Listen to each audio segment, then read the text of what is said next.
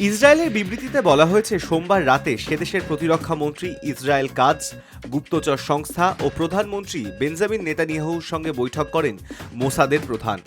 ওই বৈঠকে নেতানিয়াহু জানান, ইরানের বিরুদ্ধে অভিযানে সব লক্ষ্য পূরণ করতে পেরেছে ইসরায়েল। বিবৃতিতে নেতানিয়াহুকে উদ্ধৃত করে লেখা হয়েছে, ইসরায়েল দুটি অস্তিত্বগত ঝুঁকি নষ্ট করে দিয়েছে। একটি ছিল পরমাণু অস্ত্র সংক্রান্ত ঝুঁকি, আর একটি ব্যালিস্টিক ক্ষেপণাস্ত্র সংক্রান্ত ঝুঁকি।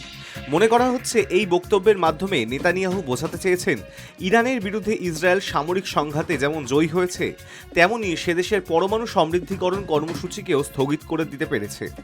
সোমবার রাত 3:30 নাগাদ সমাজ মাধ্যমে পোস্ট করে ইরান ইসরায়েলের যুদ্ধবিরতির কথা ঘোষণা করেন ট্রাম্প। আমেরিকার প্রেসিডেন্ট লিখেছিলেন, এই যুদ্ধবিরতির সিদ্ধান্তে ইরান এবং ইসরায়েল দুই দেশই সহমত হয়েছে।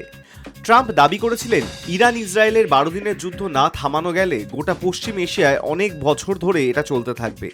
তবে ট্রাম্পের দাবি খারিজ করে ইরানের বিদেশমন্ত্রী আব্বাস আরাগচি জানান, যুদ্ধবিরতি বা সামরিক অভিযান বন্ধের বিষয়ে কোনো সমঝোতা হয়নি। তবে স্থানীয় সময় অনুসারে ভোর 4টের পর থেকে ইসরায়েল হামলা বন্ধ করলেও ইরান নতুন করে সংঘর্ষে জড়াতে চায় না বলেই জানায় তেহরান। High news network.